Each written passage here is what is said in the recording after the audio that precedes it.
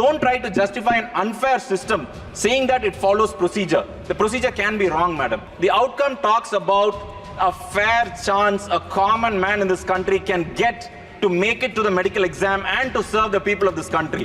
They are not talking about outcome at all. They are only talking about output. The process is great. We are not talking about the process, but the process is unfair. Madam, I'm also talking for the Honorable Finance Minister, madam, because her maternal side is from my constituency, madam. The government has come up with a new East policy. The new East is Odisha, you have Bihar and Andhra. I don't know what kind of East that is. But as long as any of the East covers Tamil Nadu also, I will also join the bandwagon, madam. It is also your constituency, madam. Through you, I ask the Finance Minister to actually do fairness for the Dravidian state that educated you, that put you into this place, that actually forms a big portion of the decisions you make. So, what is this budget about, madam? It's actually primarily about misplaced priorities. இந்த மாமன்றத்தில் இந்த சாமானியன் குரலை ஒலிக்க செய்த மாண்புமிகு தமிழக முதல்வர் முத்துவேல் கருணாநிதி ஸ்டாலின் அவர்களுக்கும் மாண்புமிகு உதயநிதி ஸ்டாலின் அவர்களுக்கும் மற்றும் பெரம்பலூர் நாடாளுமன்ற தொகுதியின் மக்களுக்கு என் நன்றியை தெரிவித்துக் கொள்கிறேன். அதிகாரத்தில் இருப்பவர்கள் கூட்டாக செயல்பட வேண்டும் என்று கூறிய இந்த தேச மக்களுக்கு என் முதல் நன்றியை தெரிவித்துக் கொள்கிறேன். Madam, I'd like to start with something that's very fundamental to the constitution of this country, madam. It says India, that is Bharat, is a union of states. But today, after 10 years, in fact in the 11th year, we are in the question of saying what is the state of the union. We still don't know what is the state of the union. So India, that is Bharat, is actually a union of states. The states make up this country.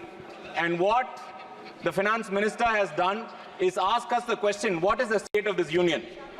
Now, as my colleague has pointed out, we are missing on the collective wisdom of this house when senior members of the treasury benches are actually missing in action. When the opposition wants to bring attention of the various schemes and of the trouble and the problems of the people, we still, through you, madam, insist that the senior members be present when important bills like the finance bill is being discussed. So, what is this budget about, madam? It's actually primarily about misplaced priorities. The state, with its resources, is not being provided enough support so that they can carry on the people's work. I will go point by point, madam. So, a lot has been talked about job creation. And the finance minister, honorable finance minister, has been forthcoming with providing training for youngsters. And now what she has failed to address is that the majority of the youth is not in the formal sector. The total EPFO paying customers is only 3.05, whereas the total workforce is above 45 crore people. So what is being spoken about in the budget is less than 5% of the actual workforce. And the amount of companies, the formal companies actually paying EPF is actually much lesser than that. So the actual impact of Madam Finance Minister's statement about providing training actually doesn't cause any impact at all for the youth who's actually looking forward to training. So I guess the government should take note of the informal economy and the need for training there. Very important three segments that constitute the everyday life of the populace: fertilizer, food, and education. So based on last year's numbers, the total allocation on fertilizer has been reduced by 13.5%, and food minus 3.1%, and education minus 2.2%. So government has many reasons to reduce, madam, but what I fail to understand is this. These three are the basic for any life to be lived upon in this country, on this planet. Now, when you reduce the allocation of the basic input that goes into life, how does the government expect the country to grow, madam? How does the country expect the country to have food on the plate of a common man and then work to pay taxes, which again is the next big topic, madam? But how can they pay with all the basic things reduced? I think the government should take proper care of actually allocating resources. Now, the very important segment, education. Now, the finance minister is going on about, and the education minister and the HRD minister have been going on about the resource allocation, and then the NEET issue, and saying that the central government is actually taking care of the people. What I fail to understand is two important things. What the opposition is talking about is outcome. And what the treasury benches and the government is talking about is output. Now, let me go with an example, madam. So the central government says that they have brought about transparency and they've brought about equality in education, right? They might have talked only about the process. Yes, they have bought in the exam. Yes, they have gotten, QR codes to let students in. And yes, there are a lot of harassment issues before the student actually makes it to the exam. There's so many issues. That's the output. What we are talking about is the outcome. What does the outcome talk about? The outcome talks about a fair chance a common man in this country can get to make it to the medical exam and to serve the people of this country. They're not talking about outcome at all. They're only talking about output. The process is great. We're not talking about the process, but the process is unfair. So the point from the opposition benches is, don't try to justify an unfair system saying that it follows procedure. The procedure can be wrong, madam. Please listen to the opposition. Number of people from my constituency, in fact, in the honor of Anita, a student who should have been here with me, or a doctor in Tamil Nadu is missing because of the bad policies of this government. So please take note and please get the outcome right. Don't forget about the output. I'll also tell you an analogy, madam. So, number of members here have asked about highways, national highways, which is really good for the country, right? So, here we go, building national highways all across the country. Now, we have very good highways across the place. Now, you have opened a new highway, right? That's the output. What's the outcome? Now, if you have 50 accidents or 50 deaths in a year, that is the outcome. So, what we are talking about it, please avoid the deaths. There's no use building a 4-lane highway so that people die faster. So what you're trying to do in NEET is actually push the inequality in the name of the process. So please open your eyes. There are people who are really suffering, and there's a lot of inequality in the system before it gets out of hand. Please open your eyes and get a fair chance to each one of the individuals who are really needy. Now, there are a lot of talk about the middle class, right?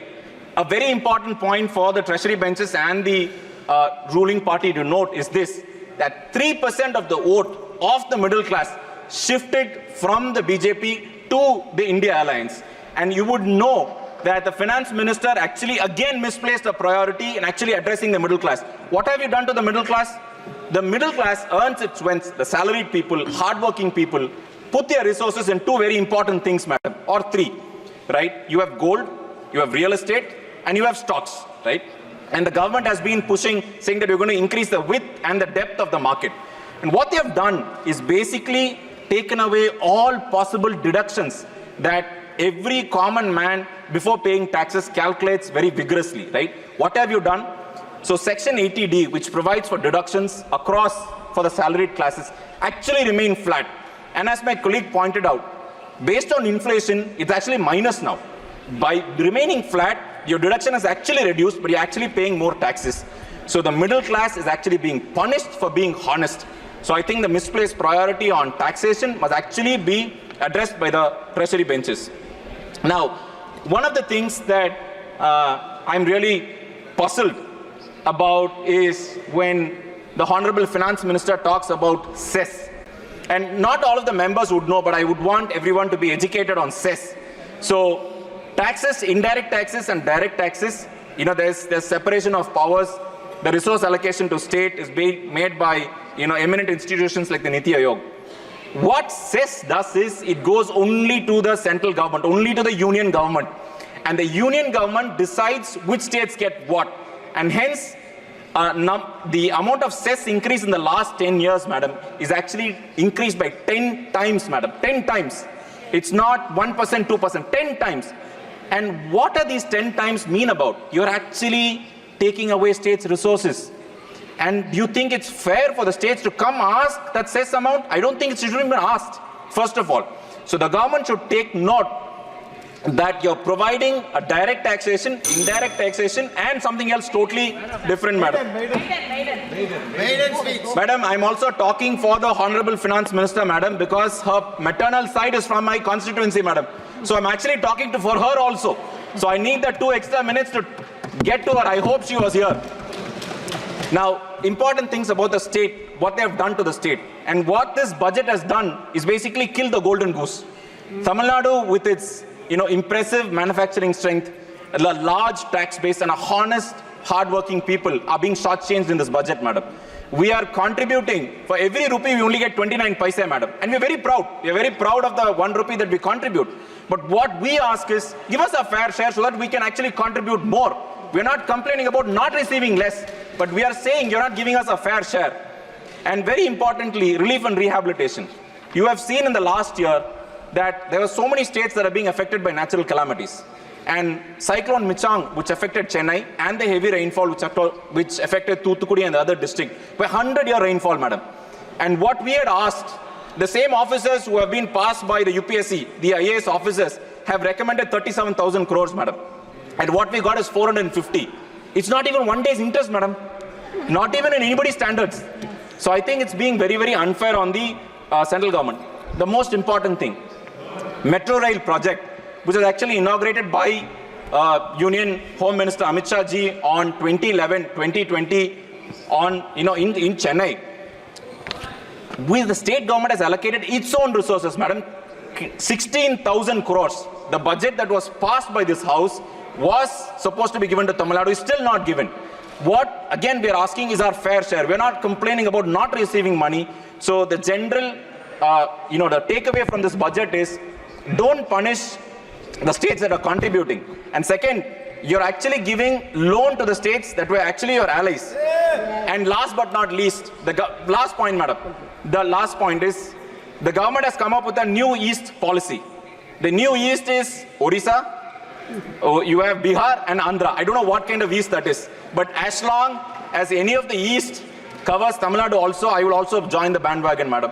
All we are asking for the central government and on maternal side of the finance minister is, it is also your constituency, madam. Through you, I ask the finance minister to actually do fairness for the Dravidian state that educated you, that put you into this place, that actually forms a big portion of the decisions you make. So please be fair to the state of Tamil Nadu. Thank you for the opportunity, madam.